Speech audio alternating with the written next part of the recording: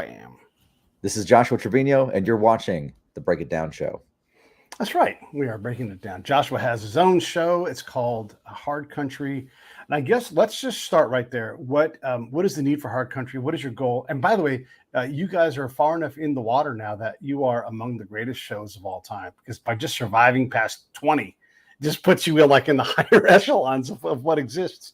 But what your content is like being a fantastic. bomber crew. If you make it to 25, like you're going to survive the thing. Is that Yeah. You're an ace. Yeah, right. 25 missions. The Hard Country is a show that I do with a colleague at the Texas Public Policy Foundation named Melissa Ford, and she's absolutely outstanding. And we talk about the hardest countries of all, Mexico and Texas, and recognizing that one requires the other, one does not exist without the other, and the reality is that it is 200 years, depending on how you're counting, maybe 300 years of fraught coexistence, violence, tumult, trade, exchange within and among those two countries. And that's really what the topic of the Hard Country is. I'll tell you, one of the questions that we had at the beginning when we started the show was, are we going to run out of content after a certain point? And man, I can tell you after over a year, that is never going to happen. In fact, wilder things have come to pass since this show began than I ever envisioned when we started. And that's really what the Hard Country is about. I love it. And you're right. The gifts that you're going to get, you shouldn't try to pre-designate what they will be, because your show will outgrow you. It'll outgrow the foundation. It will become its own thing if you continue to put value into it and exchange these ideas. I want to take us away from your home turf a little bit, because I think there's a useful exercise here. We look at conflicts like Ukraine and Russia as if they are light switches on and off, right?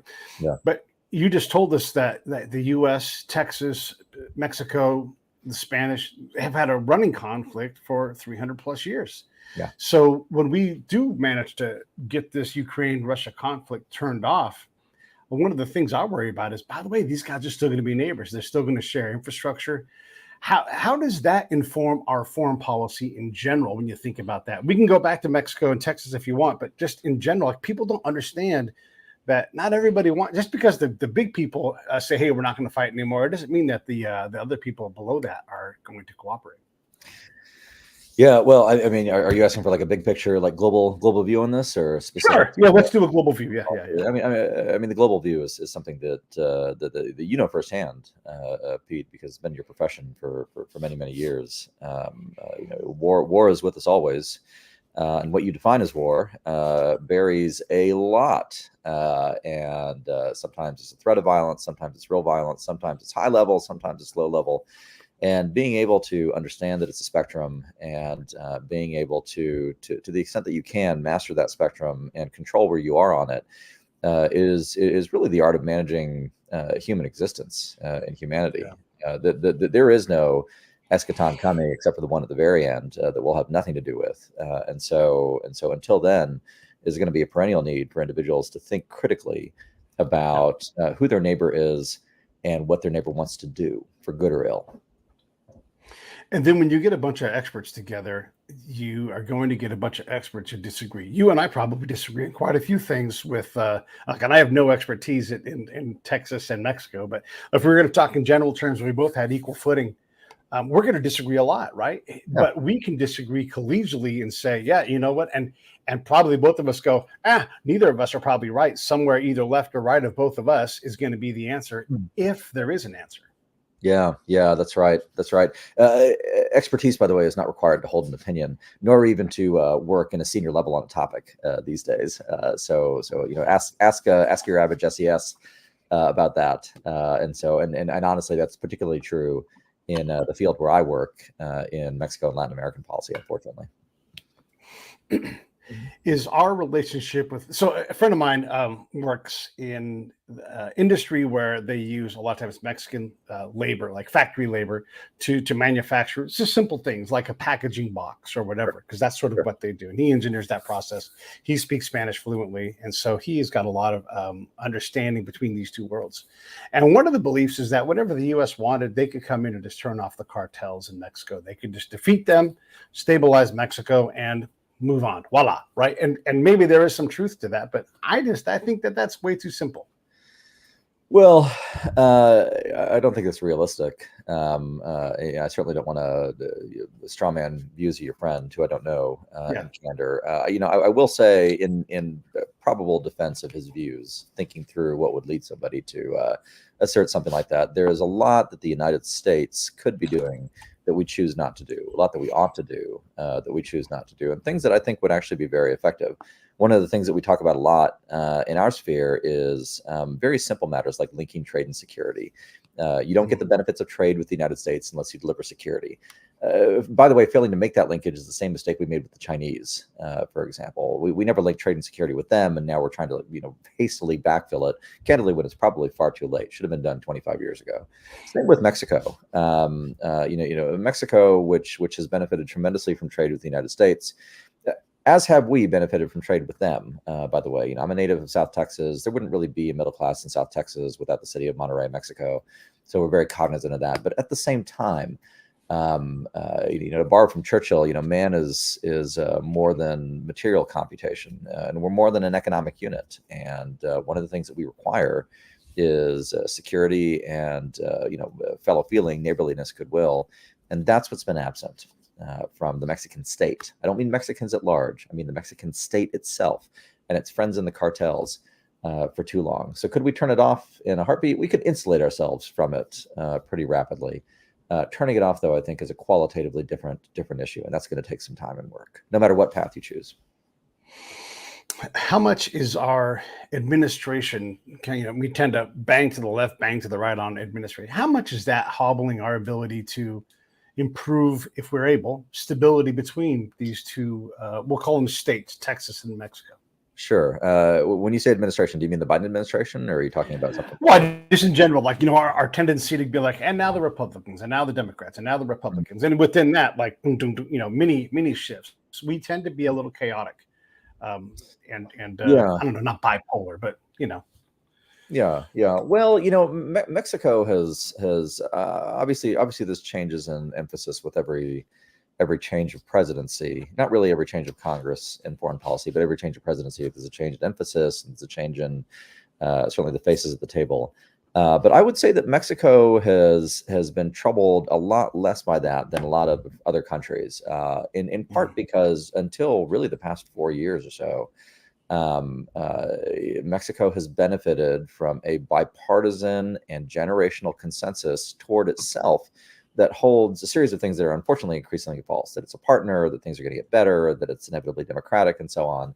And so one of the discontinuities that we're seeing on the US side is that as Mexico in its current state incarnation slides into this left populist autocracy that's getting worse and worse into a form of quasi-military governance in a lot of sectors of the economy, our consensus hasn't kept up. So they've had the advantage of a lot of continuity with us, and we're not getting it from them. Is it possible for them to deliver continuity to us? It's absolutely possible. I mean, all this is a series of choices, right? Nobody forces, especially the top elites. Let me caveat what I'm about to say. I have a lot of sympathy for. I don't agree with, but I have a lot of sympathy for, like a low-level Mexican cop. I talked about this on the Hard Country at one point. A cop who is compelled into a modus vivendi with a local cartel because if he doesn't, he or his family will be killed. These are individuals, I think, that, again, while we don't agree with them and we want to shut down their activities, on a human level, we can empathize with them. I mean, God knows what I would do if I was put in the same position and my children were at threat or something like that. I mean, God forbid. The people who I don't have empathy for are the state governors, the cabinet officials, unfortunately, probably the president of Mexico himself at this point, who aren't under pressures like that, who do have options and who make the positive choice to align themselves with criminals and criminality to enrich themselves, to achieve power, and so on. And those are the folks that require accountability from us, if need be, which is probably the case. And I think that is where our focus ought to be, policy and otherwise. When we look at the policy things that we do, and I'm just going to be critical of us here for a minute, because I'm a believer that usually we are the bigger problem of our own problems. We haven't had a lot of strong foreign policy presidents for in quite some time. So there is at least the inability to probably move forward, right? Yeah. And then should this be led by Texas or Texas and California, these kind of efforts, and should we follow the advice of these governors and saying, here's, like if you think about the military structure, it is not a brigade problem until it's a multi-battalion problem. It's not a battalion problem until it's a multi-company problem, right? And so Right. should the president simply go, I don't know, California, what do you think? And they're like, then it's a Texas problem. I'm going to stay out of it, right? Can that work? Or should it be led by Texas, California, Arizona, New Mexico? Well, no institution is going to surrender power voluntarily in that way. What? So I don't care. I know, shocking, right? So I don't care if you have the most historically based conservative administration in Washington, D.C. They're never going to surrender initiative to the various states. I'd love to be proven wrong on that, by the way. And I think maybe by the end of the decade I will be proven wrong, which would be fantastic. I'm wrong frequently, Pete. So put this in the hopper as one thing. Same. Yeah, right. But I think there's a broader problem here, which is that independent of presidential administration, it's almost shocking to say, but the United States really has not felt compelled on an existential level to engage in grand strategy for almost 30 years, maybe more than that. Since the end of the Cold War. That doesn't mean we haven't had a grand agenda. Remember when we were going to democratize the Middle East? Remember that? Yeah. So I was there. Oh, that's right. You were there. Yeah. It took up the lives of you and many friends. Yeah, exactly. Yeah. How'd it go, by the way? Can I vacation at this point? The AI robot says that it went great. It's a good example. And my ankle is currently in a cast because it needs to be rebuilt from that era of my life right now. So, let me tell you, spending the flower of American youth on civilizing Kandahar was clearly the right move. We haven't engaged in grand strategy, and as a consequence of that, this kind of gets to your point about an absence of vision on our end. One of the places where we really just completely abdicated the need for strategy and the need for pursuit of national interest broadly defined is that since 1994 when we invaded Haiti. Actually, not the last time we invaded Haiti, but it was the last time we really led it. We haven't had a Western Hemispheric strategy, which is crazy to say. I mean, when you think about it. American strategy at the birth of the Republic, 250 years ago, was driven by two imperatives: to secure the continent on the one hand, and also to keep the Europeans out. And that was such a pillar of American strategy and a constant feature straight through the 1980s. And then in the 90s, we decided we didn't have to do it anymore. That strategy in the Western Hemisphere was over. We don't need to man Southcom. We don't need the Panama Canal. We don't need a facility at Roosevelt Roads, like all the stuff. We don't need gunnery practice on Vieques. Although Vieques is nice as a tourist destination, I'll give them that. I've been there; it's pleasant. But all this stuff that used to be a commonplace for 2 centuries of American grand strategy, we just let it go. And so now what's happening as a consequence of that is that to use a technical term, the region's going to hell. Venezuela is hemorrhaging people on a wartime level. Russian and Chinese troops are marching through the Zocalo in Mexico City, on parade, which is crazy to say. That happened last September. I tell people this in the policy world, they're kind of shocked. Like, oh, really? The Russians were in Mexico City? And yeah, absolutely they are. Did you know that the largest Russian diplomatic presence in the world is in Mexico? It's just because they love Mexico that much. They just think it's such a great place that they want to send literally thousands of diplomatic personnel there. We need, as Americans, as estadounidenses, we need to rediscover the reality of that. We're not exempt from the law of nations. We may think of ourselves as a nation anointed, in history. I don't think that's true, by the way, but it is the American civic religion. And as a consequence of that, we take very foolish chances and exempt ourselves from duties that every other nation has, including the duty to have a strategy.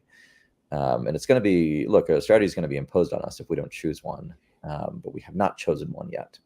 And until we do, things will get worse.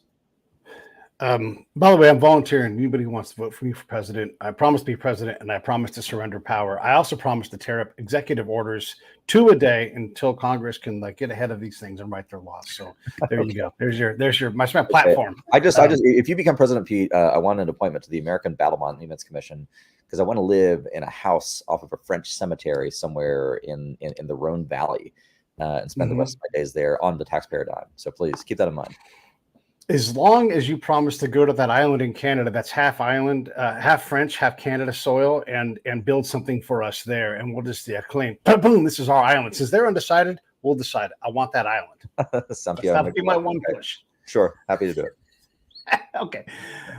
So we have a policy right now of sort of indifference about people coming across the border. Now, there's a lot of things that come with that. Some of that is that we are allowing people to escape persecution and danger. So we'll go ahead and give that granted, right? But at some point, the people who have means to come up here, we are robbing their home country of their capability to go produce in Bolivia, in China, in whatever country they're coming from.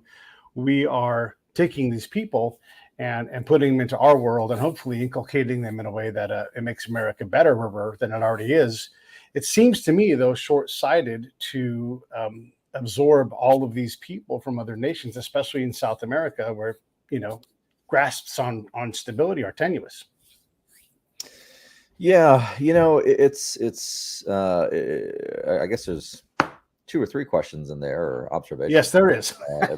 Yeah. Let's try to unpeel them. The United States right now, I think, has the largest proportion of foreign-born. I don't know if it's in our history or if it's equal to like the Ellis Island waves, but it is a gigantic proportion. And part of the problem with the influx of foreign-born right now is that there are several million, and it really is several million, that we have no idea who they are because they entered illegally. And that's an existential threat to the nation.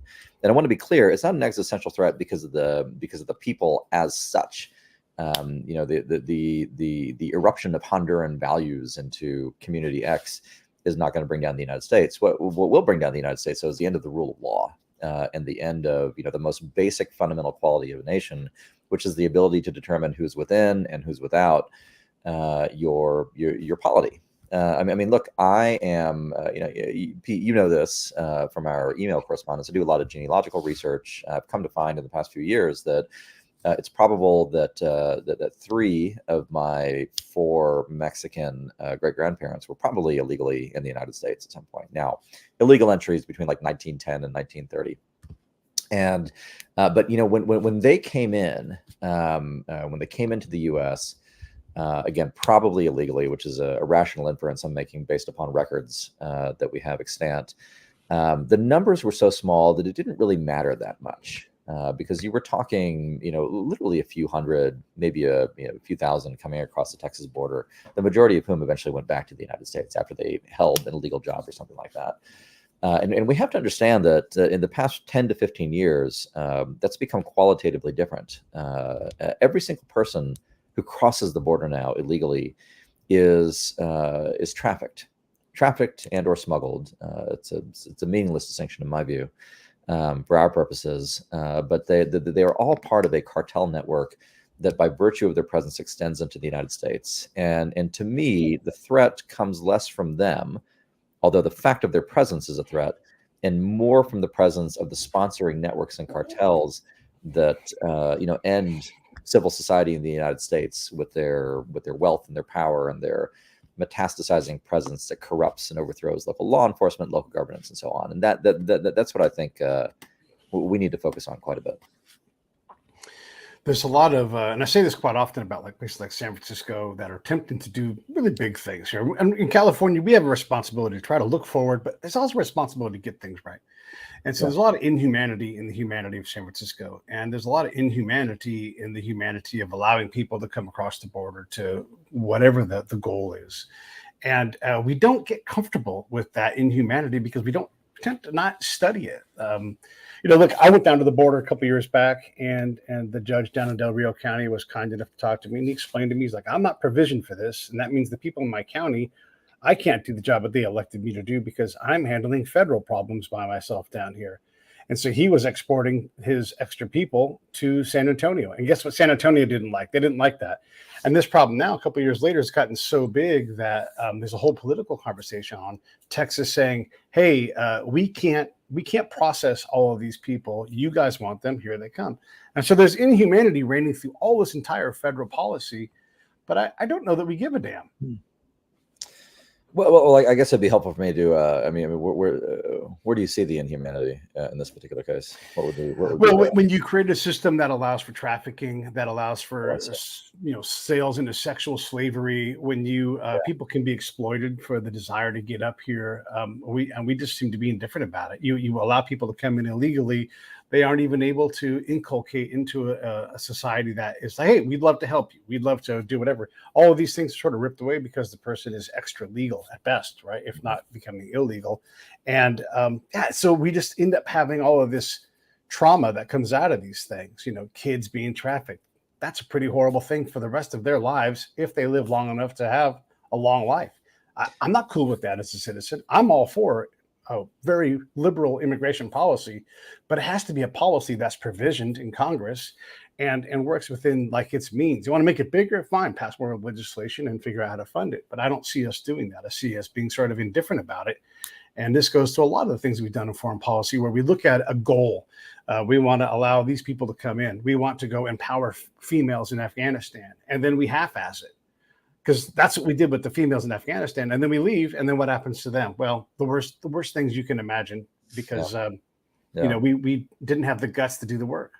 Have you ever told your audience about the trafficking safe house that I took you to and on the U.S. Mexico border? We might have mentioned it once or twice, but yeah, it's not a thing that I've brought up a whole lot. But yeah, let's talk about it.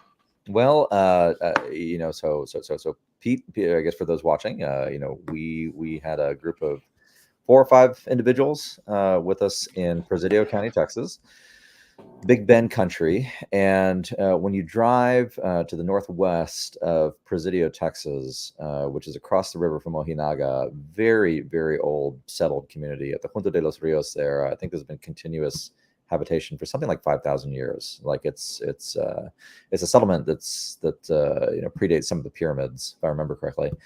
When you drive about halfway to Candelaria, there's an adobe house off to the side. It's pretty easy to spot from the road. And you walk out there, and it is a trafficking safe house. And you remember what we saw? There was a soiled mattress and women's clothing and discarded children's shoes. And it was. You could infer that some pretty disgusting things were happening at the safe house, and that to me is a signal of qualitatively what's happening with trafficking throughout. You're right; it's an inhumane system, and I think it's one thing that we need to understand, that this human trafficking that we see at the border is a revival of a very ancient evil, and it's one that supposedly was outlawed in 1808 in the United States, which is commerce in man, international commerce in man. It is the sale of humanity, because as people are sold or sell themselves into these trafficking networks, what they find is that they're never free of it. They're going to pay one way or the other. They're either going to pay in cash, they'll pay in labor. You'll get young boys and young men conscripted into cartel gangs who are then compelled to do horrible things to fellow human beings. The women have, and the girls, unfortunately, have payment extracted from them in rape if they don't have cash, or sometimes even if they do have cash. And so by the time they reach the border, there's a general traumatization. Once they get across, though, they're still in the network. They're still there. They're still enforcers in their communities, wherever they end up, because the cartels know where they end up.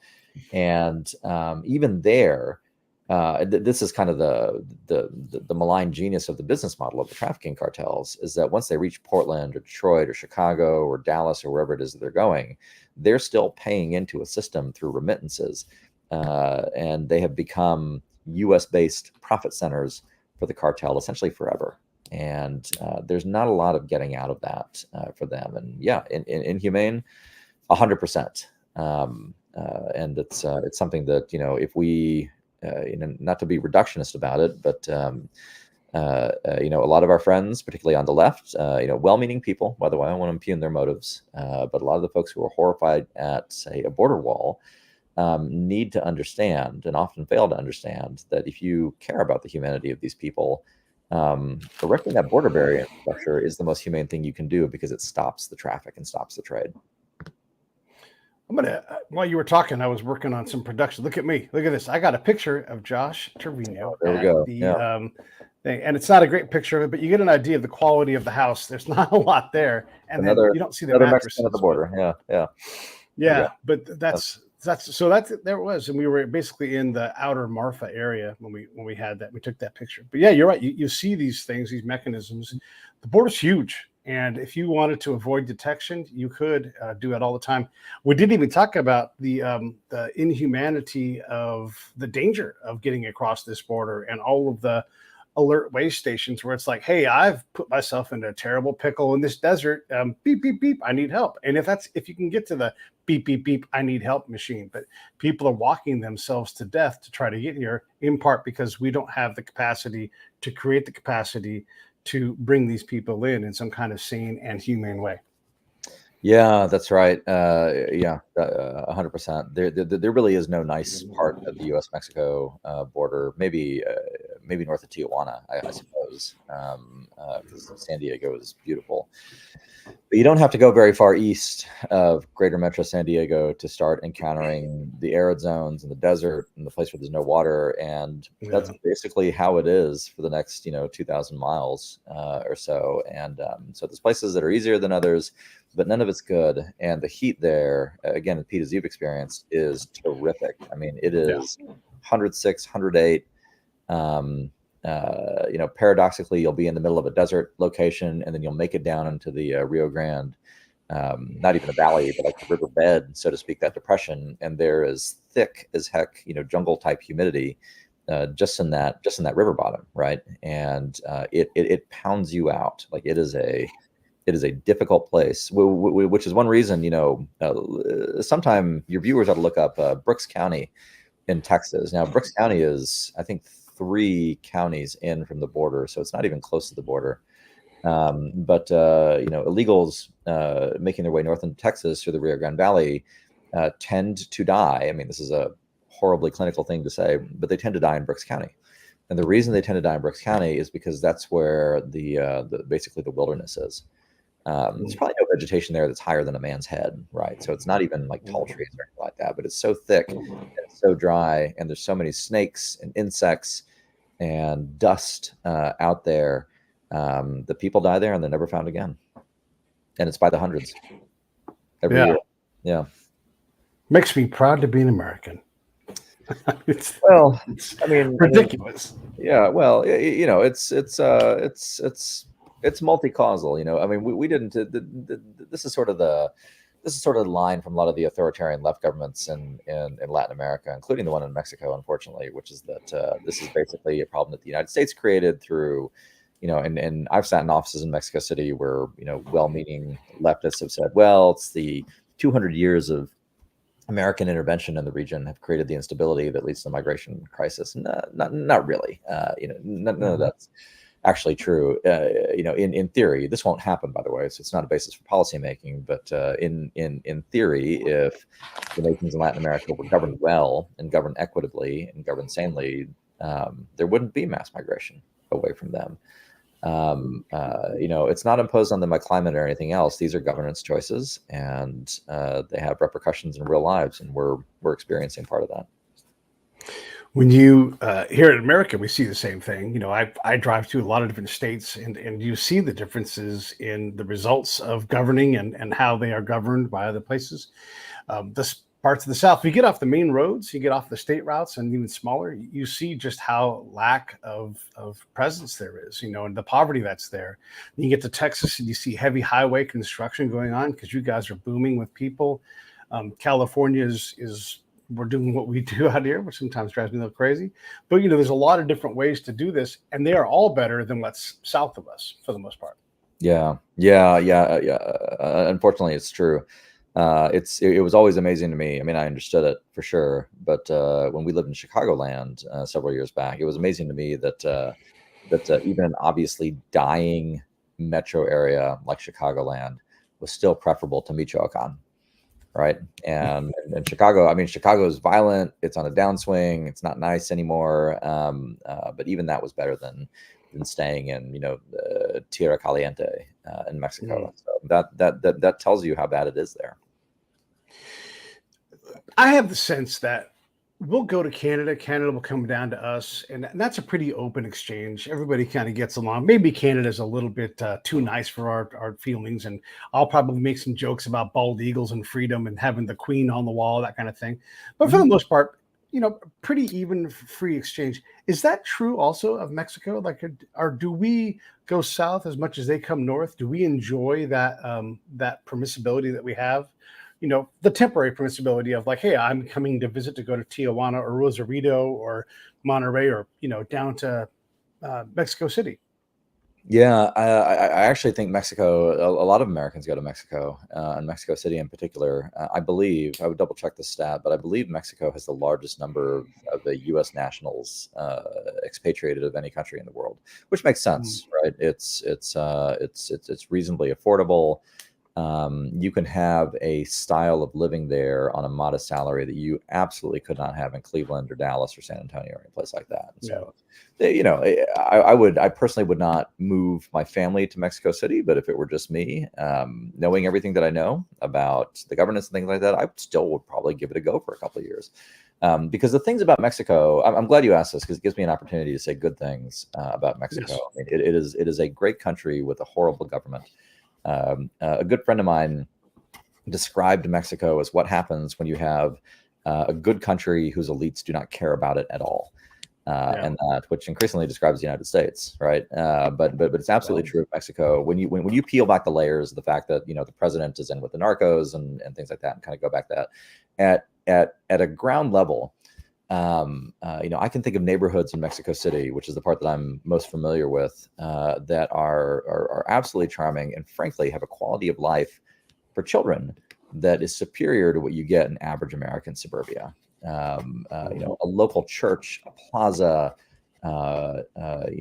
markets. Now my view is skewed because I buy in dollars, right? So I have to keep that in mind. But as with all things, it's nicer if you have income. But if you do have a modest income in Mexico City, it can be a surprisingly attractive place to be. And there's a lot of the country that is like that too, especially if you really want a more traditionalist and maybe sedate way of life and set of cultural values that are very hard to find here. So yeah, there's a lot of Americans down there.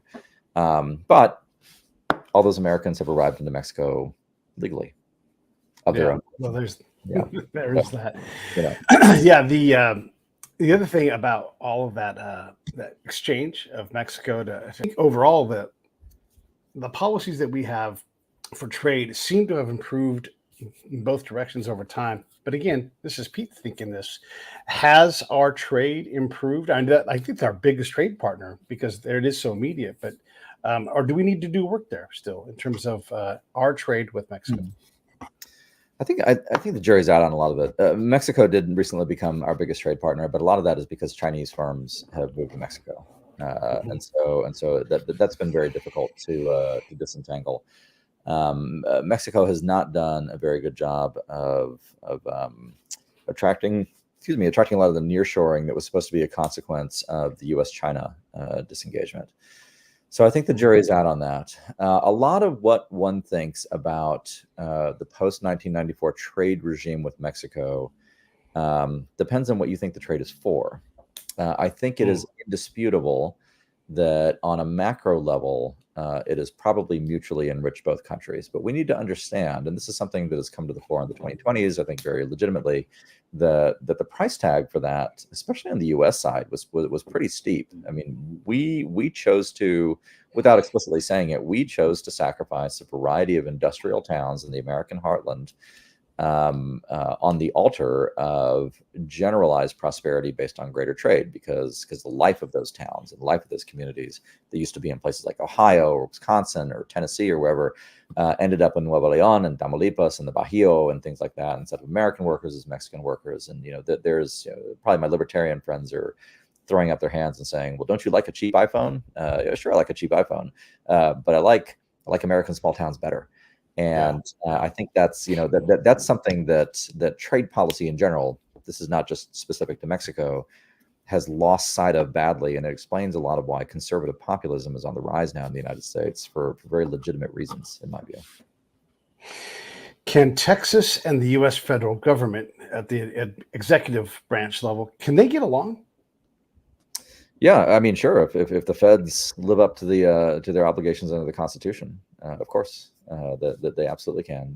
Texas from independence in 1836, and then we had statehood, or what I call the Great Mistake, in 1845. I'm kidding, by the way. It's been good. Texas had no choice but to join the United States from a strategic level. Otherwise, we would have been erased, I think, from existence. Unfortunate, but true. To statehood, and then really through to about 1920 or so, Texas was compelled to maintain the means of its own self-defense from chaos on the frontier and chaos emanating from Mexico. And I'll spare you the century of history behind that, but the last expression of that was really the 1915 Plan de San Diego, which was a Mexican plan to conduct a genocide in South Texas of Anglos, basically all non-Mexicans. And it was a ferocious plan, thankfully intercepted and defeated by the Texas Rangers, who then went on to commit a variety of their own atrocities in subsequent years. But since 1920, though, the federal government actually did I have to put it in past tense at this point, did a good job of defending the Texas frontier, which it did not do for the preceding century. In 1920, that kind of changed. Mexico itself also changed, became a kind of a one-party dictatorship for about 80 years or so. And Texas didn't have to think about its own external self-defense. So we became sort of a normal state. I'll put that in quotes. All that's over. The federal government clearly today, especially under the Biden regime, absolutely believes that the interests of Texas are a thing to be sacrificed on the interests of their own ideological preferences. And Texas is expected to submit to an open border, to an invasion of several million people and their traffickers. And so Texas Texas is in a strategic position now where we have to contend against a hostile Washington, D.C. and a hostile Mexico City. In many ways, it doesn't have to be that way. Mexico is what it is. Washington, D.C. can simply do its job, can meet its obligations under the Constitution, and then Texas has shown for a century plus that we're happy to live in the federal union that adheres to the guarantees made to all the states. But until that happens, there will be conflict between us because we're not going to submit. If Pete becomes president by some crazy miracle, and I do go down and see Joshua Treviño and I say, I want you to be my encargado de negociados, the negotiation, my charge d'affaires in Mexico. Sure. What do you, and I'm going to give you not just a carte blanche to dine in luxury, but also carte blanche in terms of policy and everything. What do you want to change? Like, what are 2 or 3 things you'd want to fix or improve in 3 to 4 years? If I were the Turner administration's ambassador in Mexico, is that what you're asking me? Yeah. Well, I'm putting you above the ambassador. You're like my guy to go deal with these things. So you're going to task out the ambassador. Oh, wow. Okay. Linking trade and security. Job one. Mm-hmm. Linking trade and security. That's going to be it. USMCA, which is a successor to NAFTA, is good, and I like it, and I support it, and I like cross-border trade. But at the same time, it can no longer be unconditional. It just can't. There's got to be security in exchange for trade, and if you don't deliver security, then there's no trade. Sorry, okay. That's it. That's job number one. Job number two is that the criminal prosecutorial strategy has to change. We've tried going after low-level people. We've tried the so-called kingpin strategy, in which we go after cartel bosses. You know who we've never really gone after is the politicians that sponsor them, the politicians that partner with them. I am, in candor, I'm interested in cartel bosses going to jail, but I'm vastly more interested in the governors, presidents, ministers, and generals who fly political cover for them. That's going to generate change too. And so I think the end of that impunity, look, I'm not trying to oversimplify it, but that's my 2-step solution right there. Link trade and security and take away the immunity of the political class. And I think that is going to be enough, is my guess, enough to give Mexicans themselves, not Americans, the cover they need to affect real change. Because look, as much as we suffer from the dysfunction of the Mexican state, they suffer more. The primary victims of the corrupt Mexican state are Mexicans, and as neighbors, we wish them well, and if we can give them an opportunity to set things right, we ought to. Yeah. How are they dealing with all of the incursion into their country that they're experiencing as the throughway to our country? It's very interesting to see how that's played out. Ideologically, migration and migrants occupy what to me is a very strange place in Mexican civic society. Keep in mind too that Mexico's experience is of a pass-through country, right? And so when they get a population of 20,000 Haitians or folks from Cameroon. There used to be a Cameroonian colony in Pueblo Laredo, by the way, which is an odd thing. They're all there illegally waiting to cross. Or now we've had issues with several thousand Chinese males, PRC citizen males coming through. None of them intend. I mean, many of them spend a lot of time in Mexico, but none of them intend to stop there. And so there's sort of a perception that whatever this is going to be transient. There's also an ideological perception that what they're doing is intrinsically virtuous. That you would not interfere with human trafficking, honestly, but you wouldn't interfere with migrants and migration because there is no unvirtuous migration. It is intrinsically good what they are doing, and that's understandable to an extent. But it's what all that signifies is there really is an unwillingness to crack down on that. It's an American problem. It's something for the Yankees. We're just the pass-through country. They could solve it anytime they want to, and they choose not to. Therefore, we're going to profit from it while it happens. Yeah. Yeah. How much are we in agreement with Mexico? Like, we can't make Mexico do what we want them to do completely. And they can't compel us any more than we want to either. But are we that out of sync, do you think? Profoundly. Yeah. I think we're profoundly out of sync at this point. Okay. And we have tried to, I don't want to overstate our reach. I mean, as your viewers know, I work for a think tank, and so we're engaged in the policy sphere. But when we talk to anybody, and we don't have a dog in Mexican politics, dog in that hunt. And so on the few occasions, and they have been few, unfortunately, on the few occasions, because most people affiliated with the Mexican state don't want to talk to what they call, ultraderecha, ultra rightists, so which for us is like normal Republicans or normal conservatives.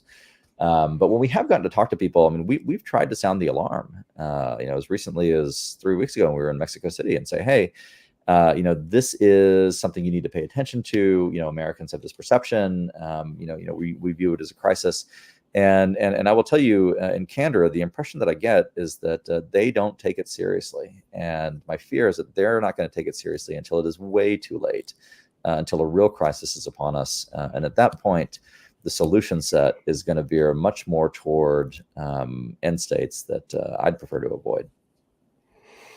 Yeah. I don't want you to say yes or no, but is there a chance greater than 25% that we end up in some kind of a war with Mexico in the next 10 years? You said you don't want me to say yes or no to that? That's quite a question to ask for no answer. Yeah, I'm just saying, like, is there a percentage? Like, where would you put the percent? Like, if you were a betting man, like, would you say, the under is 20% or something like that? I mean, there's always a chance, right? There's always a greater than zero chance. Well, I'm not dodging. I want to be clear what I'm about to say. It's not an easy question too. So no, but I think you have to go back to what we talked about at the beginning of the show, which is that there's a spectrum of conflict, right? So if you're asking me if is there like a declared war and there's like Zachary Taylor Part 2, that's a 0% chance. That's not going to happen. But could I see a future administration becoming exasperated and deciding that they can kill, El Guapo and the Sinaloan Highlands with one of those, what they call that missile that has the swords come out of it? You know what I'm talking about? That's a non-zero chance. I mean, it really is. And I want to be clear. I'm actually not an advocate for military intervention in Mexico. But what I've been trying to communicate to a lot of our Mexican friends is that that's not off the table anymore in U.S. politics. I mean, it really isn't, and for legit reasons. Fentanyl coming from Mexico has killed hundreds of thousands of Americans, and that is classically understood. That's casus bellum, and so I think it's a non-zero chance that there's something like that happens by the end of the decade. But it'll be short of, it won't be Russia, Ukraine, for example. It won't even be Winfield Scott. Yeah. I'll be the intel guy and just say that there are target packages for every one of them dudes. And on occasion, they get put on someone's desk and they probably get, not today. But sometimes it's the Soleimani packet and it's like, yes, today. And then those things can happen. So there is the real chance those things can happen. Right. Hey, let's not talk about misery, destruction, and the killing of it, people. Let's talk a little bit about some of the things that we just don't know about Mexico and Texas border area history. I mean, there's all these different groups. I like to remind myself when I see someone who's of Mexican descent, I'm like, damn Spaniard. And I just can't hold that anger because I don't even know what it means. But I just remind myself, like, these are Spanish people, at some point. And it's kind of a funny exercise. So let's play with that a little bit. What are some of the, you're so great at this kind of thing. You know so much. Well, what do you want me to play with? I'm sorry, just the Spanish? Just like the different ethnic pockets and pools and histories that have happened because Texas and Mexico are there, and there is a lot of European descent, and there's traces of that. And we could talk about Cabeza de Vaca and how crazy it is that he walked around all that place naked and, becoming a faith healer across the nation. Surviving as a slave, like that's all crazy. If you want to get somebody walking around in public naked in South Texas now, you have to go to South Padre at spring break. That's basically what's restricted to at this point. Type that down there. Write that down. Look, South Texas. I'm biased, as you know. I'll explain to your viewers. South Texas is a beloved place. It is not a nice place. It is hot. It's unpleasant. The landscape's not pretty. But the history, if you know it, if you got a connection to it, to my mind, is unparalleled. And you get towns like Laredo, founded in 1755, well predating the United States. You get Roma, Texas, and Laredo is my dad's hometown. We're descended from the founder of Laredo, which is actually pretty common in Laredo, by the way. So it's not like a mark of royalty or anything like that. Roma, my grandfather's hometown, Roma, Texas, founded 1765 as Los Saints. All up and down that section of the border, really from Laredo to the mouth of the Rio Grande, is the old Nueva Santander settlement. And that was a Spanish settlement, the Kingdom of Nueva Santander. A guy named Escandon got the grants to settle it. And what's interesting is that the families that moved there, essentially around the 1750s, really 1750s to 1770s, 1780s, they're all still there. They moved there, and then nobody else came, and they stayed put. And it's resulted in a very unique community. It is versus a lot of other Mexican communities. You go to Mexico City, and you can really see the indigenous heritage there, Michoacan or Guerrero or anything like that. And it's obvious that Mexico is like this mestizo nation with Spanish and Indian mixed together. Up in Nueva Santander and Nuevo León, you don't see that nearly as much. You see people like me. I'm half Mexican, and it's not uncommon to see folks like me who are pale and blue eyes. I used to have red hair. You'll have to take my word for that. But what was interesting when I was young is that my red hair and pale skin and blue eyes came from my Mexican side of my family, because it did not come from my mother's Anglo side. And that's just a unique. There's also a Jewish heritage there. A lot of Sephardic Jews ended up in Nuevo León and Monterrey, and ended up in South Texas as well. That's been another thing that I found out in the past, really the past year, that we have Sephardic ancestry. Apparently, one of my great grandmothers, a woman named Panfila Pizania, was a crypto Jew. Wouldn't eat pork tamales, which I've had pork tamales. They're the best. So there's only one reason not to eat them, which is that you fear God. And that's right. That's anyway. It's very rich, and we could do a whole show on that, Pete. But thanks for giving me the opportunity to wax out. Yeah, no worries. Yeah. And a way to nail the landing for me to wrap this thing up with everybody. So this is Josh's show right down here. Here's the link for it. It's called Hard Country. You just heard him blast away for about 50 minutes. He does the same thing with his partner on that show. It's all fantastic. You'll get a chance to really learn about these things. So don't rely just on news media outlets. Go talk to people that focus on this thing, and then go find people that disagree with Josh, and you'll learn more about all those things too. So it's really, I love the Hard Country. It's right down there. Definitely go check that out. Yeah, who knew? I also have Jewish ancestry. I got Ashkenazi guys who were Kapellmeisters in Chicago. Really? Why? Who knows? Yeah. They were musicians that ran churches that still exist in Chicago. So I got to go up there and go take a look at that. Anyhow, I got 10 more seconds for you. Anything you want to say before I wrap this up? Pete, thanks for all that you do, but both for the country and for good media here on Bids. So we appreciate it. All right, cool. Hey, thanks for watching the show. I really appreciate it. Right here, you can subscribe. Please do that. It makes the show grow. Hit that notification bell so you know which incredible guest is coming up next. Down below is the PayPal link. You can put a small subscription in. That is an enormous help. All that money goes right back into the show. And then right up over here are the next episodes you should listen to, curated by yours truly.